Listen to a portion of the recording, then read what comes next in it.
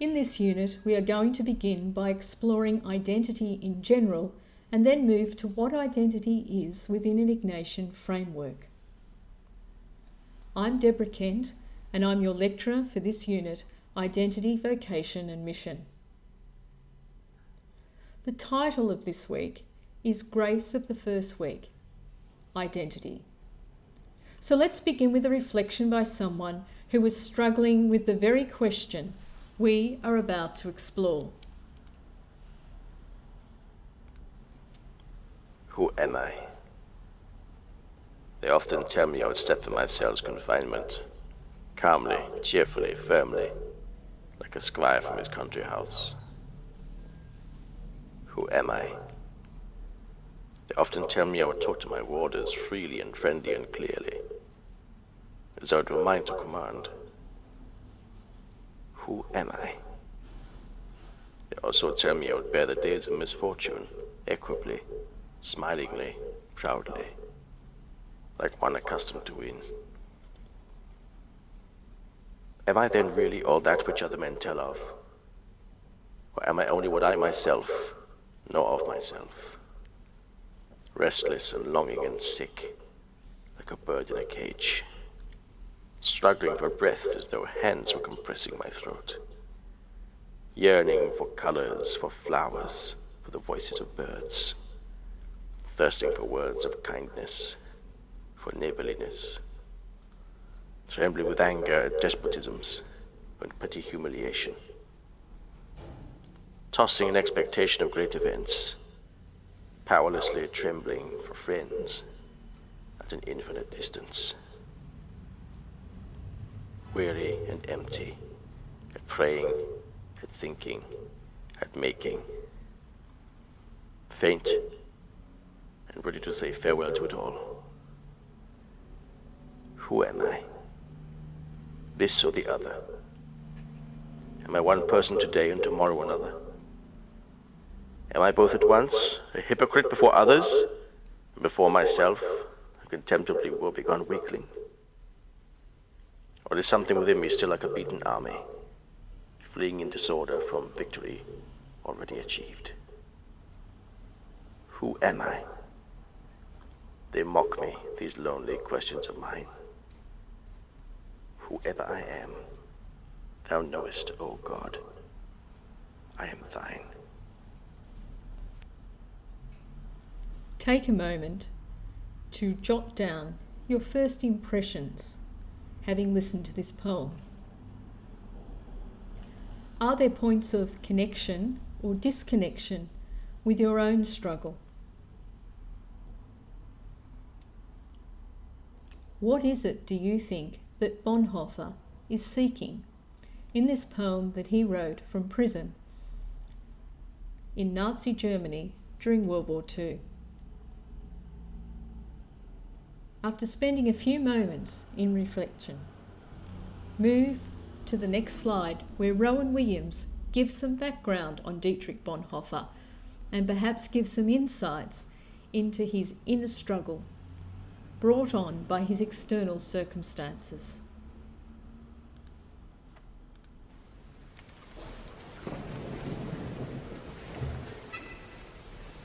In 1939, the young German theologian Dietrich Bonhoeffer was in New York, exploring whether he should stay there as pastor to the German emigrants in the city, and considering a string of invitations to lecture in the United States. He'd made himself deeply unpopular with the German regime, making broadcasts critical of Hitler, and running a secret training institution for pastors in Germany who couldn't accept the way that the Nazi state was trying to control the church. Yet, after a draining inner struggle, he decided to sail back to Germany.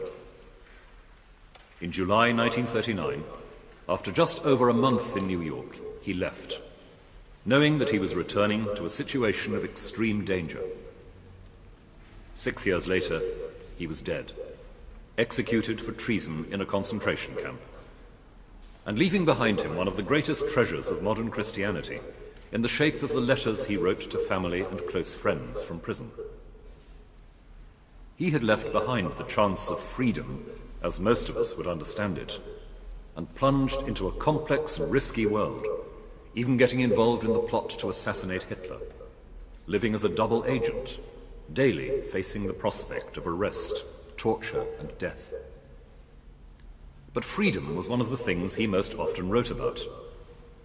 In a famous poem he wrote in July 1944, he sketched out what he thought was involved in real freedom: discipline, action, suffering, and death. Not quite what we associate with the word. But with these reflections, he takes us into the heart of what it is for someone to be lastingly free. The freedom he is interested in is the freedom to do what you know you have to do. The society you live in will give you all sorts of messages about what you should be doing, and far more difficult, your own longings and preferences will push you in various directions. You have to watch your own passions and feelings and test them carefully. And then you have to have the courage to act. When you act, you take risks. You seemingly become less free. But what is really happening is that you are handing over your freedom to God and saying, "I've done what I had to. Now it's over to you." Freedom, says Bonhoeffer, is perfected in glory when it's handed over to God. And this finds its climax in the moment of death, when we step forward to discover what has been hidden all along, the eternal freedom of God, underlying everything we have thought and done. It's a tough and uncompromising picture, but at the end of Bonhoeffer's journey, as he sketches it in this poem, is a vision of the joy that can only come when you discover that at last you are in tune with reality, God's reality. Everything else, the stories you tell yourself, the pictures of yourself that you enjoy thinking about, the efforts to make yourself acceptable, all this falls short of reality. The truth will make you free, says Jesus. And that is what sustains Bonhoeffer in his prison. It's really very like what Jesus says in the Beatitudes. Blessed are the poor, those who are hungry for justice, those who make peace. These are the people who have got in touch with what eternally matters, with God's reality. These are the free people, because they have been liberated from all the fictions, great and small, that keep us locked into our anxieties and ambitions. These are people who are not afraid to die, because they have discovered what supremely matters and are willing to hand over everything to God. There's no forcing of others to accept that vision. It's simply about being detached enough from what makes you comfortable to be able to live out what it takes to show the kind of God that God is, to live in tune with God's freedom, which is always a freedom that makes other people free and gives them joy in the reality, the truth that is God's life. It takes time. Bonhoeffer wrote a little guide for students when he ran his college for pastors, in which he explains why they need to give time each day to silent meditation on the Bible. God claims our time for this service, he wrote. God needed time before he came to us in Christ. He needs time to come into my heart for my salvation. Each day we try to open ourselves up to being transformed by this meditation. We want to rise from meditation different from what we were when we sat down to it. Some religious people talk about letting the surface of our minds settle so that it can truly reflect God, like a still pool. As Bonhoeffer's life and death make clear, this isn't some sort of refusal of the world. Rather, it's the only way we can ever act in the world so as to change it effectively, because we're opening the way to God's activity, through us, but not just through us. Looking quietly at all the clutter that prevents us from seeing ourselves honestly, looking quietly at the ways in which the world we live in muffles the truth and so frustrates the search for justice and love, this isn't a luxury. This is how the truth makes us free. Not free to do what we fancy at any given moment, but free to be real, to be truthful, to be in the truth, as the New Testament puts it. After all, what other sort of freedom is finally worth having? It may cost us everything we thought we needed to hang on to. But as the history of Christ's journey to the cross and the resurrection makes clear, the end of the story is a fulfillment, a homecoming, for which we can never find adequate words. It's the freedom to be what we most deeply are.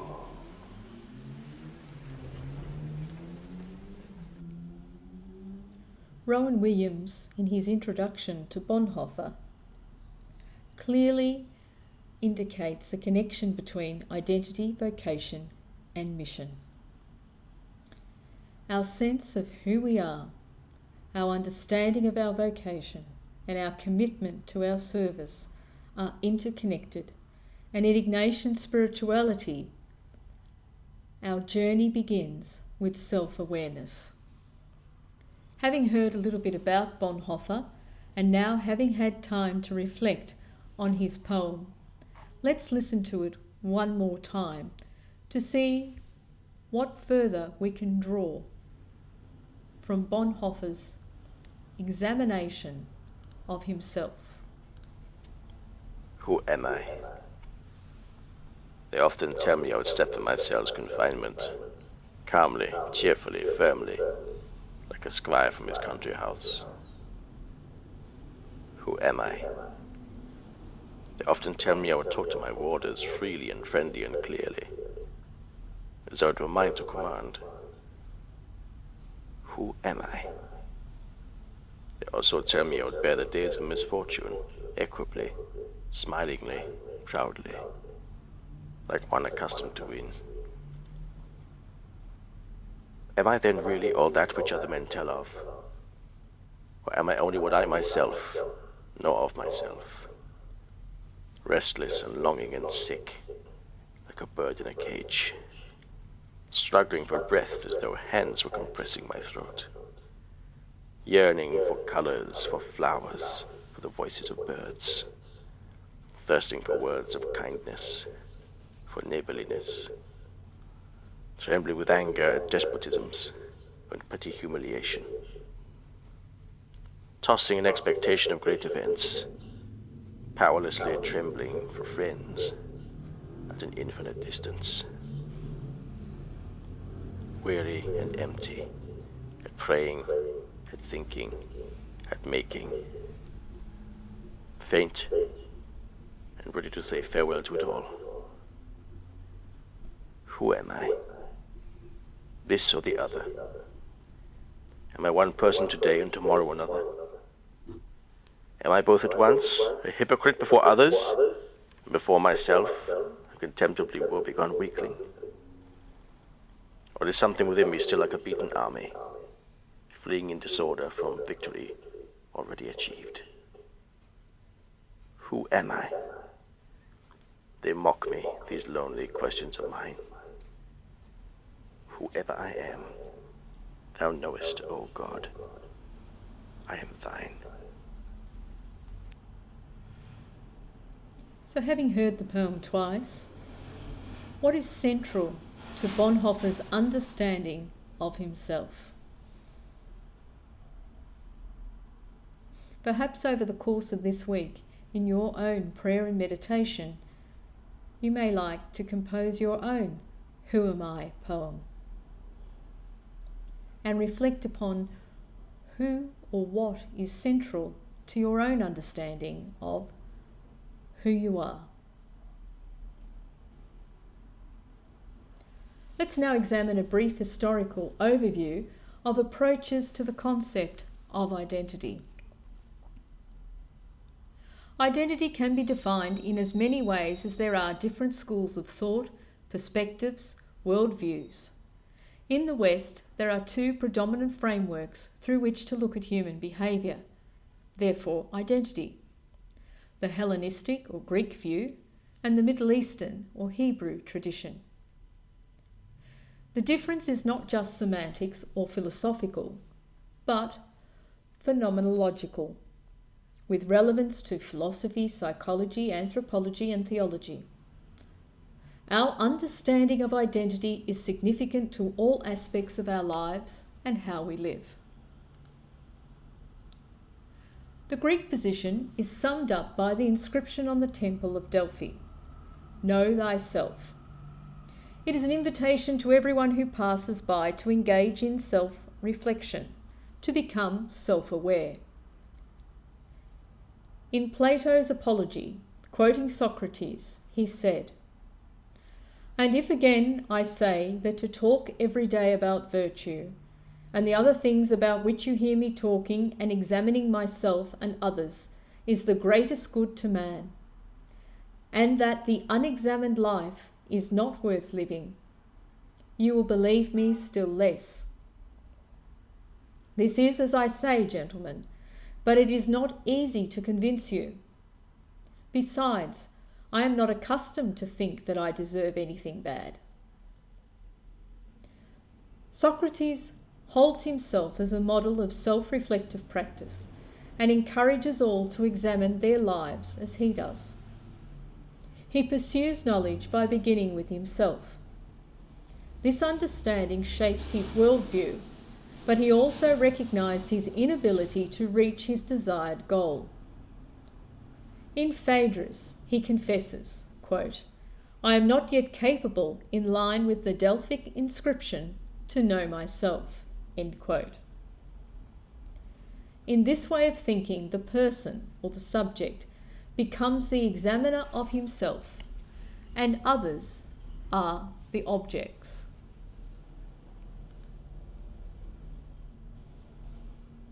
In the Judaic or Hebraic view, Abraham Joshua Heschel suggests that different types of thinking do in fact exist, and moreover, that a specific thinking can be characterized as Jewish. The basis of his argument is founded on the very nature of philosophy. Philosophy requires certain presuppositions, modes of thought, types of evaluation. It therefore involves a certain type of thinking. A good example of the fact philosophy requires a certain type of thinking is Aristotelian philosophy. Aristotle's logical treatises were devised to provide a methodology through which one could learn anything and everything. The categories, for example, provides a system for describing things in terms of their properties, condition, and behaviour.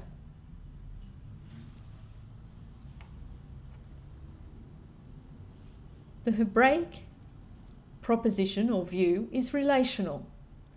The I includes the other. Identity is not in the person, but in the relationships the person has with the other, with oneself, the environment, with God, and so on. It is in that space, it is in the in-between, that the identity, the who I am, lies. The examiner is examined by himself and the other in relationship, developing in the moment.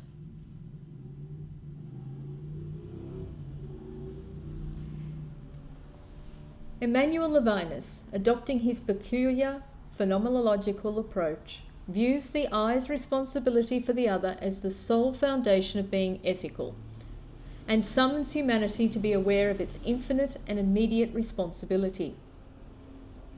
Ethic responsibility can be understood here as every I's receptivity and solicitude towards the other, or those whose presence makes the I's transcendence possible. Responsibility accurately implies the I's passivity from the other's demand and address. Unlike the subject which exists within Western philosophical tradition, Levinas's ethical subject is not active, automized, hegemonic. The hegemonic I, that is the ruling or dominant I, has always striven to subjugate the other under a universal and rational totality. Hence, there arises a struggle between the familiar and non-familiar. To resolve the strong note of this hostility, Levinas holds that the passive response to the other's demand constitutes the sensitivity of human existence. The I's ethical responsibility for the other discloses a subject's passive structure that has always recognized itself through the profound and active consciousness.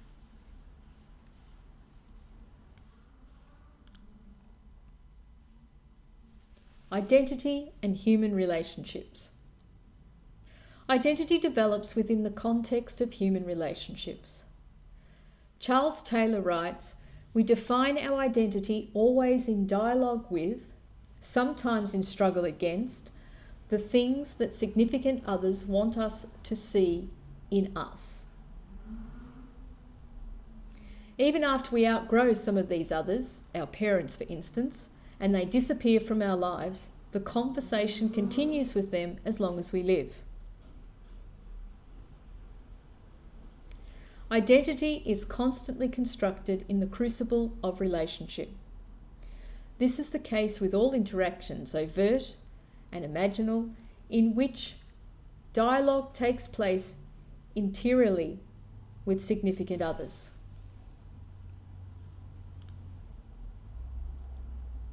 Charles Taylor. He says that on the intimate level, we can see how much an original identity needs and is vulnerable to the recognition given or withheld by significant others. It is not surprising in the culture of authenticity, relationships are seen as the key loci of self-discovery and self-affirmation. Love relationships are also crucial because they are the crucibles of inwardly generated identity. When we examine the spiritual exercises over the next few weeks, we will see these relational elements at work, especially in the meditations and the colloquy. Let's look now at some modern concepts of personhood. We'll look first at the legal definitions. The notion of personhood has always been centrally important in Western legal systems. Being human has not always been sufficient to, or be, considered a legal person. We can think back to when women and persons of colour were not considered legal persons under British law.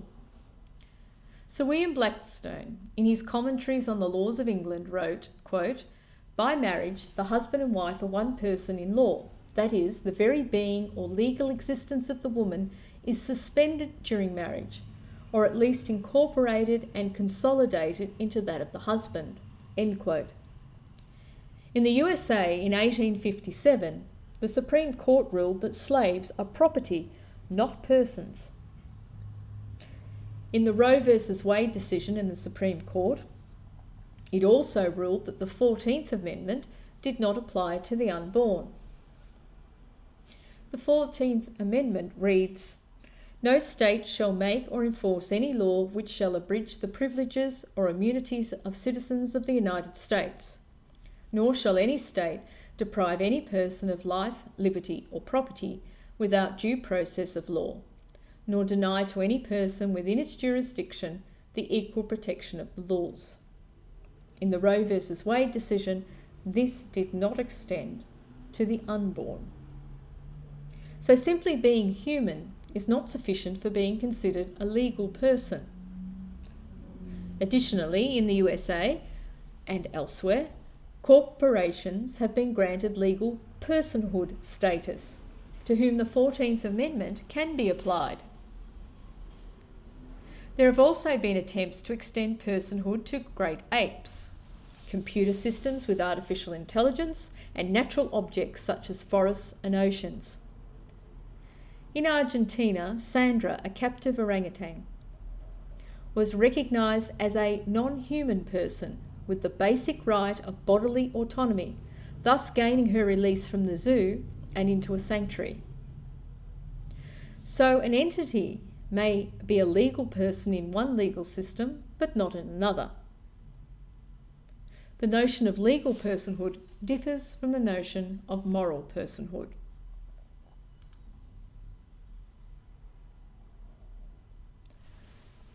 Some philosophers have claimed that moral status, and hence moral personhood, comes in degrees. For example, they would distinguish between kicking a person and kicking a cat. Some may consider that the human has a fuller degree of moral personhood than the cat. Others may claim that the cat has no such claim to personhood at all. Immanuel Kant, for instance, would claim that the cat is as a lamp, a mere thing.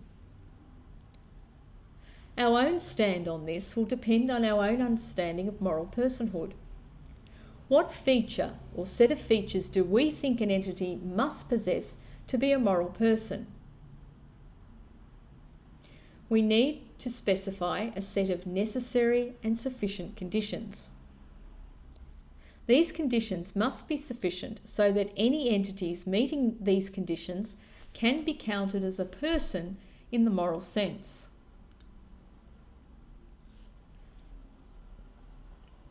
Let's consider the Judeo-Christian tradition. Psychologist Amy Kind has termed the phrase species accounts to refer to the understanding that by belonging to a particular species, such as human beings, that this is sufficient for personhood. In the Judeo-Christian tradition, to be human is to be a person. Let's look at the account in Genesis chapter 1, verse 27 to 28.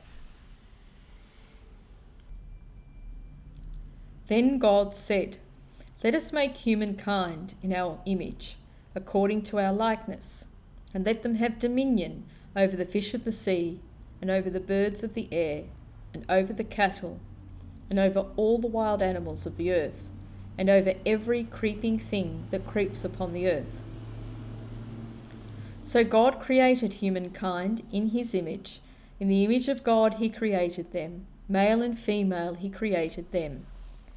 And God blessed them.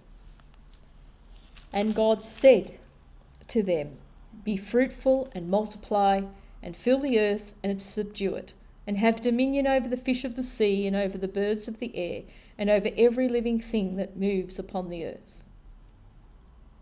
God said, "See, I have given you every plant yielding seed that is upon the face of all the earth, and every tree with seed in its fruit, and you shall have them for food."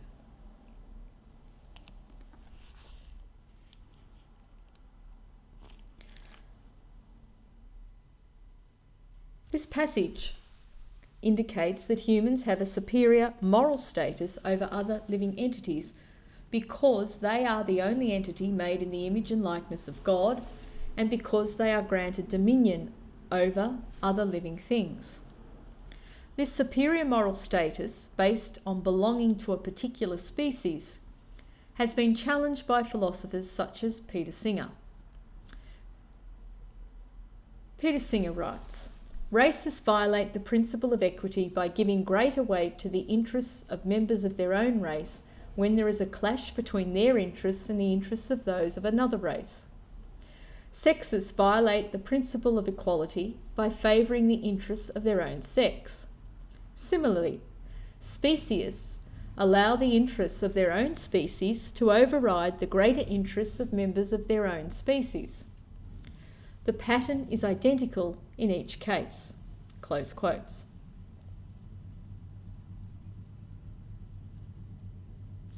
In response to these criticisms, American philosopher Carl Cohen argues that speciesism is essential for correct moral reasoning. He attests that there are no morally relevant distinctions between members of different races, while there are morally relevant distinctions between species.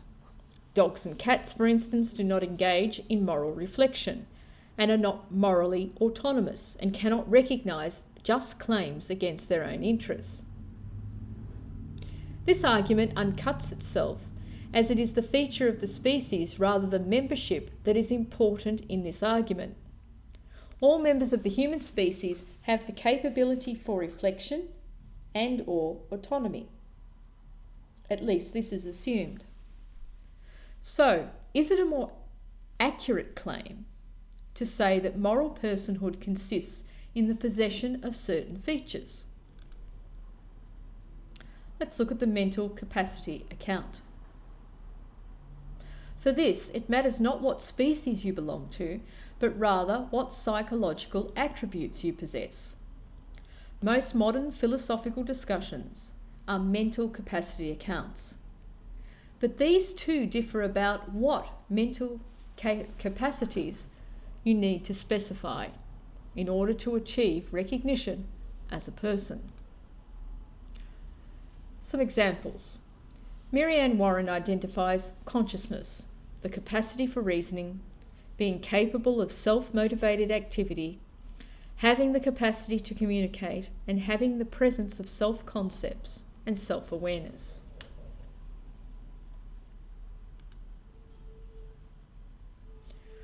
Michael Tooley focuses on self-consciousness, awareness of self as subject, coupled with an awareness of self as subject of experiences. Let's listen a moment to what Michael has to say. All of our molecules change over, including those in our brain, so that all of my neurons are different now than they were a few weeks ago or even yesterday.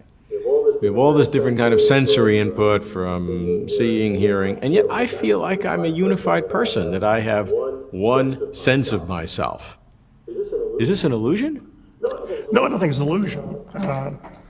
I think that, the conclusion that somebody want to draw is that you need a spiritual substance or soul that, so to speak, underpins the identity.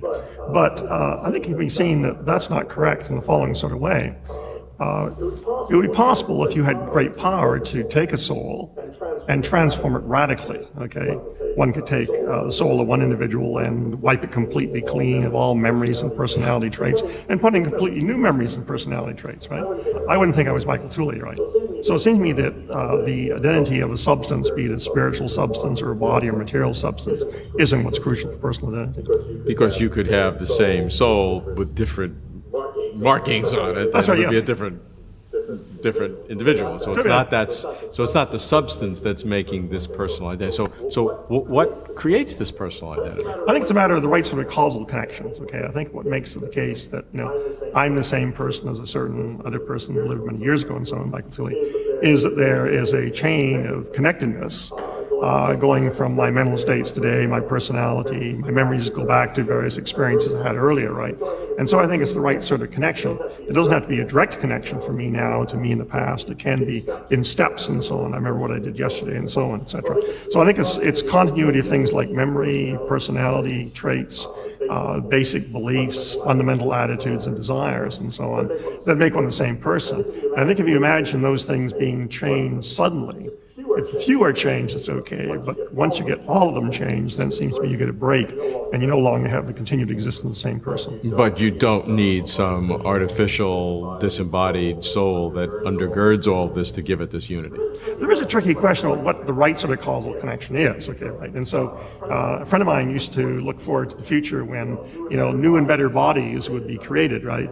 And all of his memories and personality traits would be downloaded. It would be downloaded into this other body, right? And so there's a question whether he would survive that sort of operation, or what you'd have is a replica of the Or person uploaded into silicon. That's right, people yes, talk exactly. about. Yeah, well, of course, the upload in silicon, there's a real question whether or not you have conscious experiences and so on, right?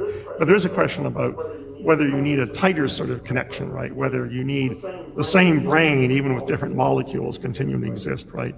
Together with the causal connections, whether both are necessary, or whether it's only the causal connections and continuity that matter. So if you have the personal identity and you take all of the information from one brain and put it into another brain, what you're saying is it's not clear whether the person exists or not. If you make a wholesale transfer, technology is a billion years from now.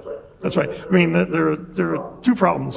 One is that you could transfer it into two other brains, okay, and then the question is, which one is you, right? The other is you could, so to speak, transfer but forget to destroy the one brain, right? And so in both cases, you're inclined to say they're replicas, right? And so there's a real question whether if you, destroy the information as you're transferring it, then into the other thing, whether then the person that exists at that point is identical with the person who previously existed. In that sense, it's a finer version of the cloning argument. If somebody makes a clone, which is certainly possible for you or I, that's not like us. That's like a twin brother. That's right, yes. It's a completely different person with the same genetics. It's exactly like an identical twin, which is a separate, independent person.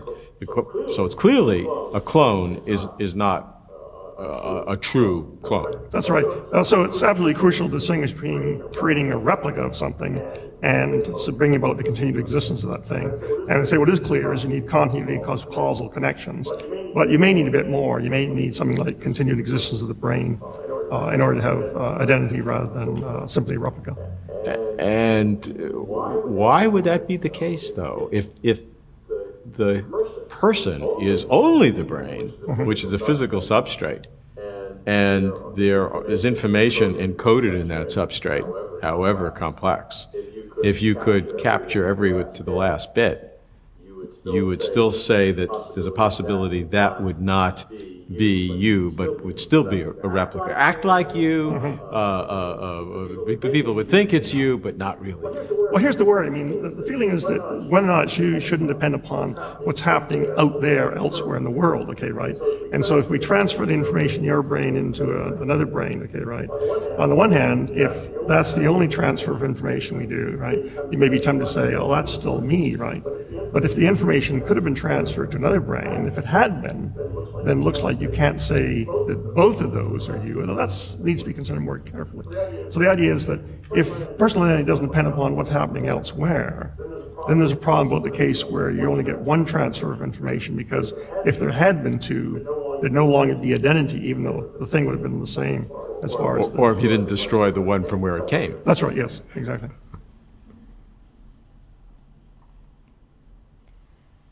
Take a moment now to consider the arguments that we've just heard. What are their strengths and what are their weaknesses in your view?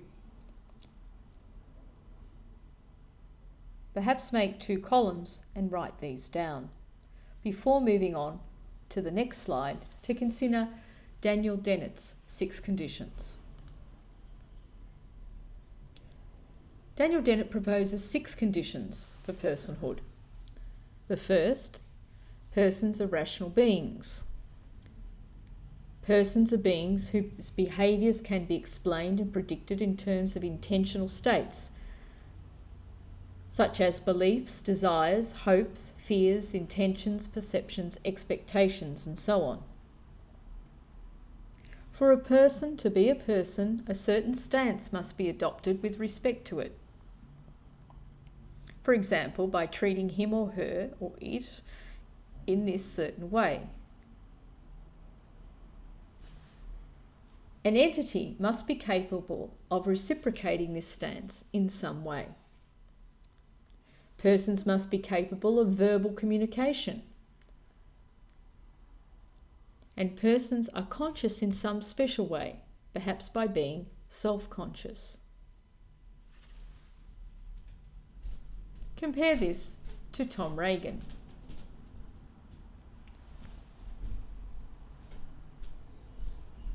Tom Reagan says, being a subject of a life, an entity must have beliefs and desires, perception, memory, a sense of the future, an emotional life together with feelings of pleasure and pain, preference and welfare interests, the ability to initiate action in pursuit of their desires and goals, a psycho-physical identity over time, an individual welfare sense that their experiential life fares well or ill for them, logically independent of their being the object of anyone else's interests.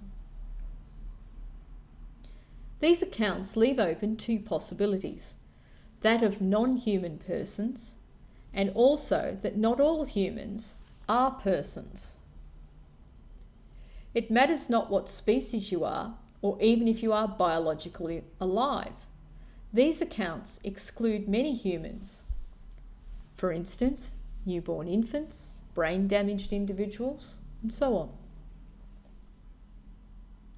Next, we consider the relational accounts. Relational accounts claim that an individual's moral personhood derives in part from a person's place in a complexity of social and interpersonal relationships. Therefore, the newborns and those mentally impaired would not necessarily be ruled out as persons in the moral sense, for although lacking some capacities, they would have standing through these kinds of relationships.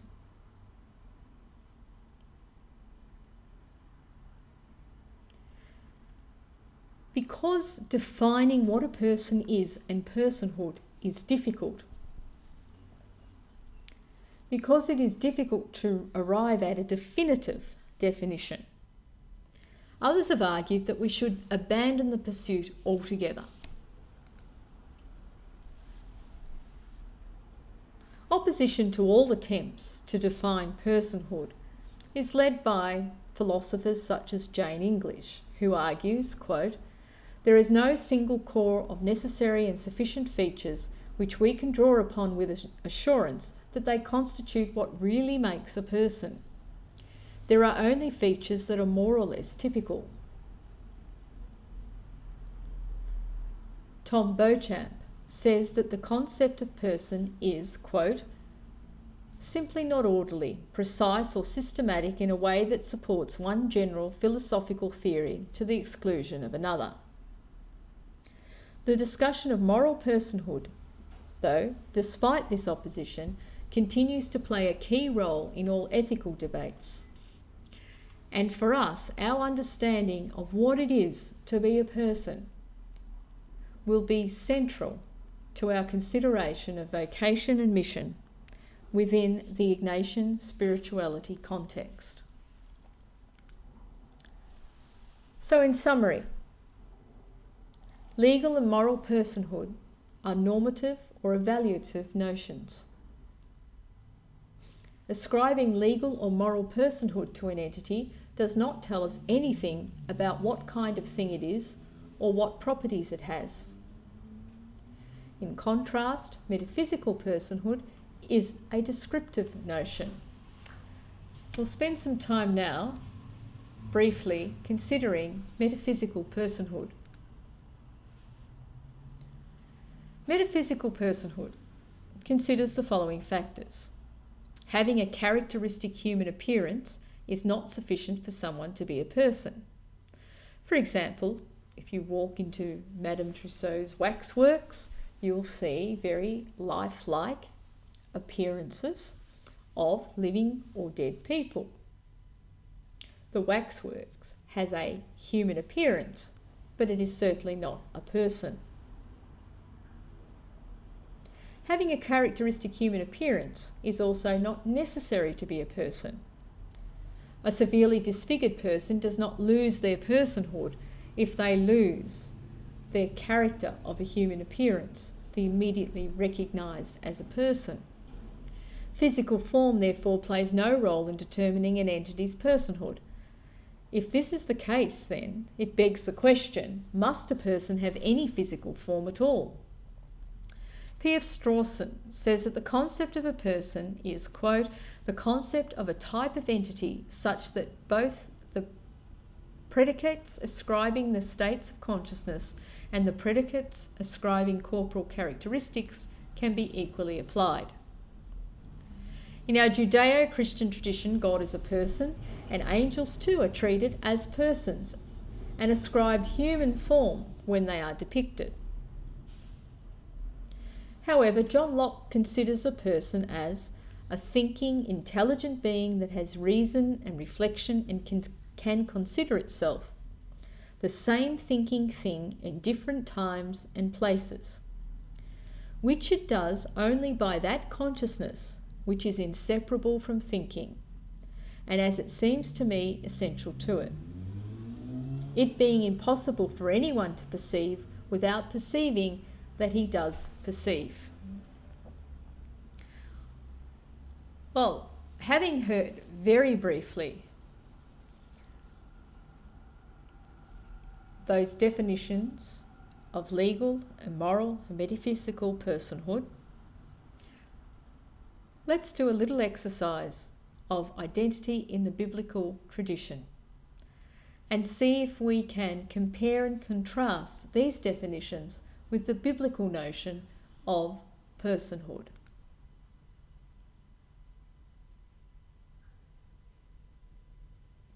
Please refer to the Activity 1, Week 1 sheet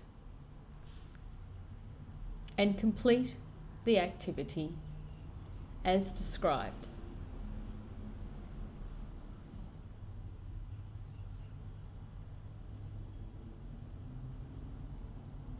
When you've completed the activity, move on to the Basics of Identical article by Heschmer.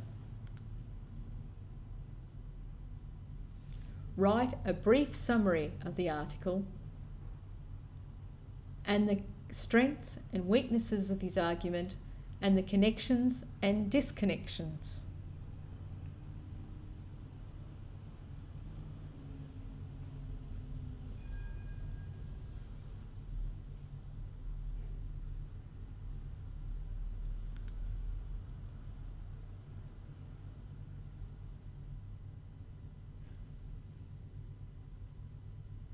Now that we've looked at a brief secular overview of what it is to be a person, before moving on to examine the idea of person, identity, mission and vocation within the spiritual exercises, watch this next video by James Martin, which briefly introduces Ignatius and Ignatian spirituality.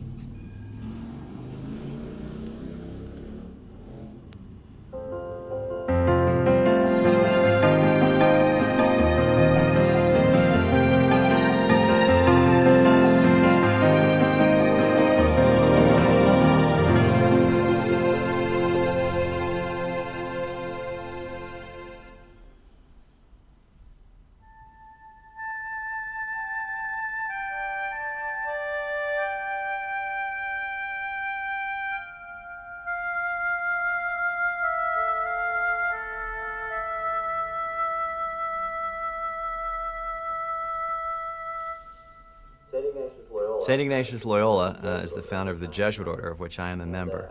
And I think Ignatius does not inspire the kind of warm affection that a lot of people have for most of the other saints, like, say, Francis of Assisi or Therese of Lisieux. People have little pictures of them in their rooms, and they pray to them. In fact, even some Jesuits find Ignatius a somewhat cold and austere figure. I ran into an older Jesuit, who was about 80 or so, at a Jesuit university, who was talking about the prospect of the Last Judgment for him. And he said, I have no trouble facing Jesus. It's St. Ignatius I'm worried about. So there's a sense where St. Ignatius can be seen as kind of a cold, distant figure. But I think if you know a little bit about his life and his writings, he becomes much more warmer and more accessible. He was born in 1491 in the Basque country of Spain. In his autobiography, he said to be a very vain person. He said, until the age of 26, I was given over to the vanities of the world. He grew up in the court, the various courts of the time, and was a soldier, and apparently a pretty good one. He's also apparently the only saint with a notarized police record. He was somewhat of a hothead. He was not a saint before he was a saint, like most of the saints. Anyway, Ignatius was in a battle against the French in Pamplona, and a cannonball struck his leg. He was so vain that when he saw that part of the knee protruded, he wasn't going to look good in his tights, you know, the tights that everybody wanted to look good in. And therefore, he wasn't going to impress the ladies. And so he submitted to a series of gruesome operations without anesthetic to make sure that his leg looked okay. So, you know, shaving down the bone and things like that. That's how concerned he was about his appearance.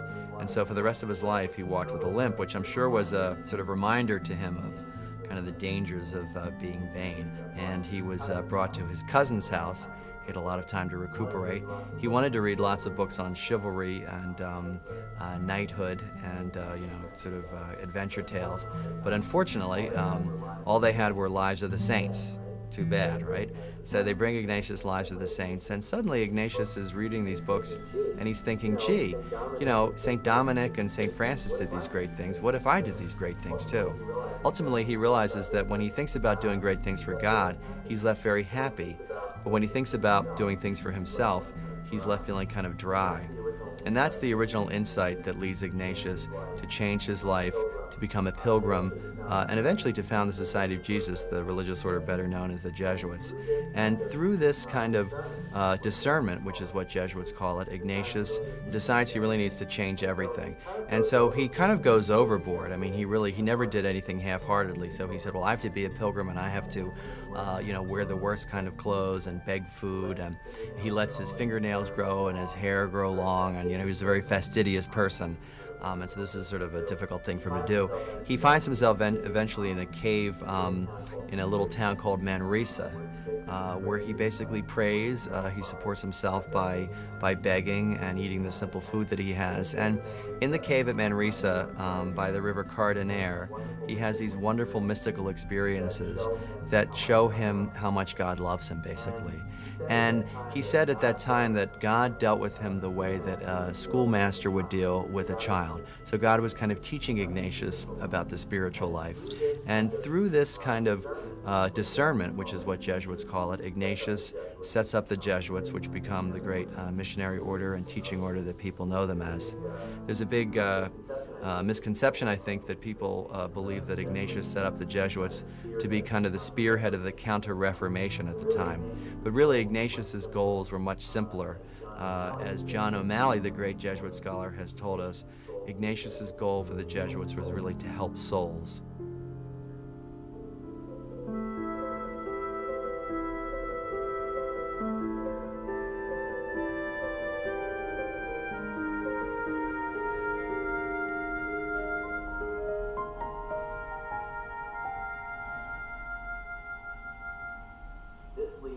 This leads to Ignatius writing a book called The Spiritual Exercises, which most people would say is his great contribution to the Christian church. And the Spiritual Exercises are essentially a manual for retreat directors to help them give a 4-week retreat that's based on the life of Christ.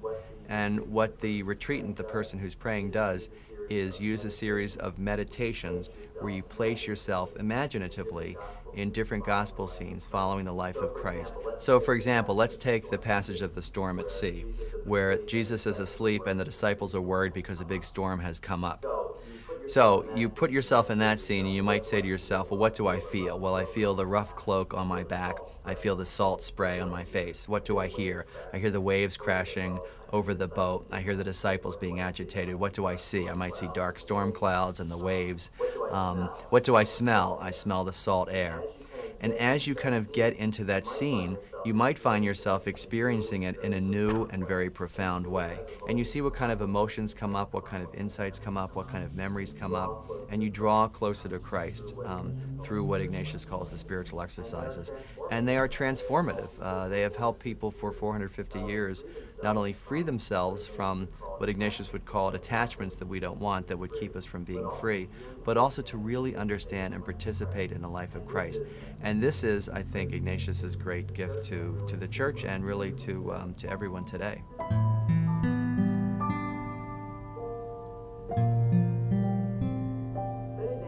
St. Ignatius's, I think, worldview can be encapsulated in 2 wonderful phrases. One would be finding God in all things.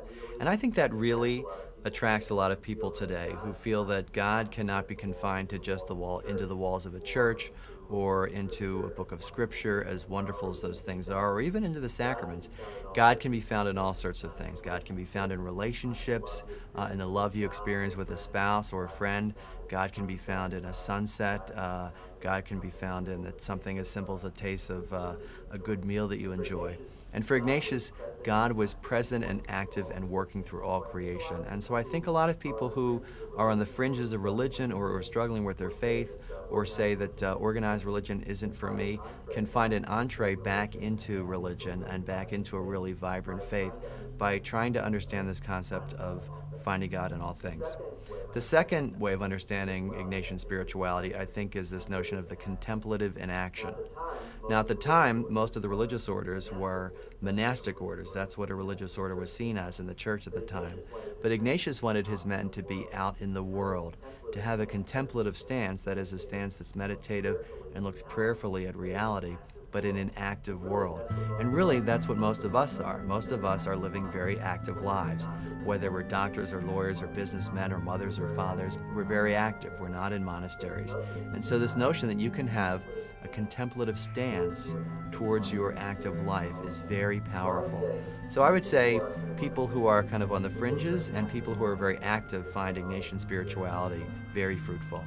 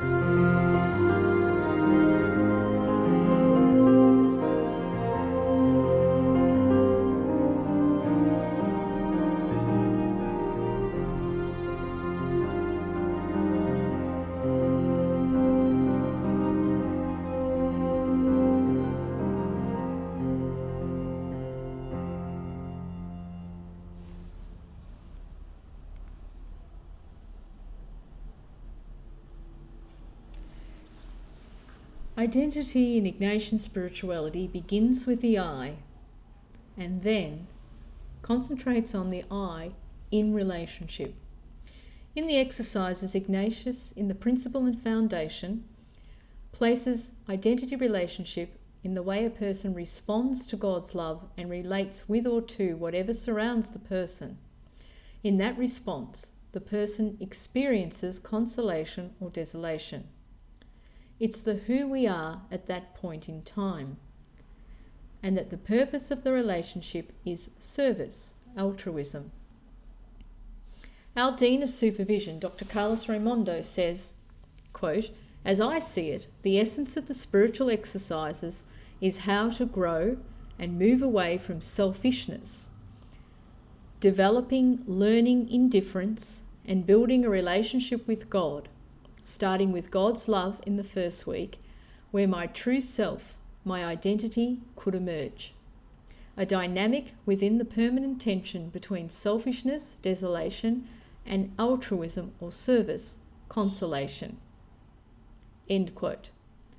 In Ignatian anthropology, the exercise of prayer and good works is in consonance.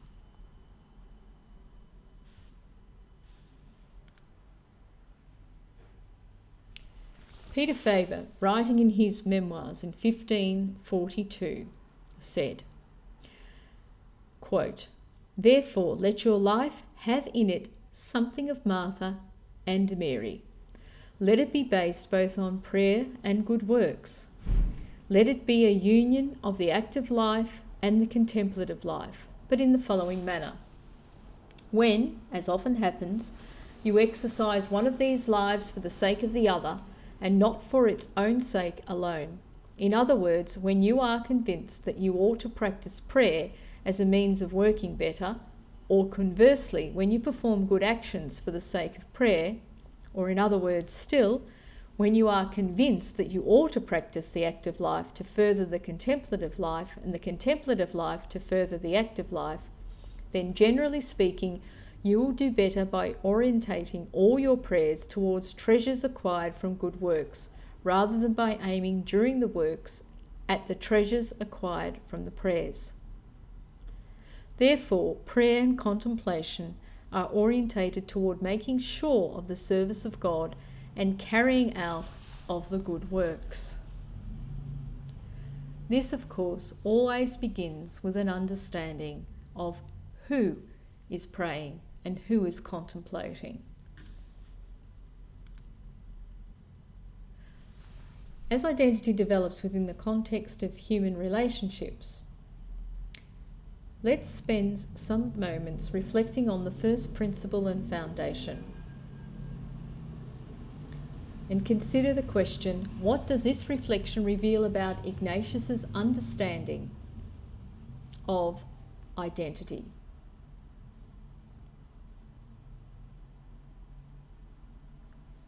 For those online, we can share these responses in the chat room.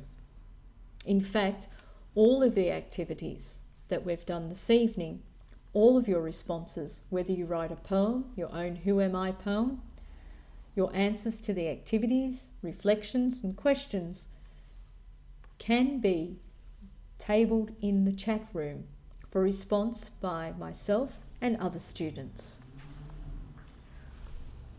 The next part of the evening is the tutorial paper. You can look at the video that was recorded this evening for what happened in the classroom. And again, tutorial responses can be recorded in the chat room where you can engage with myself and other students. I hope you enjoyed your first evening. I look forward to seeing you all again next week.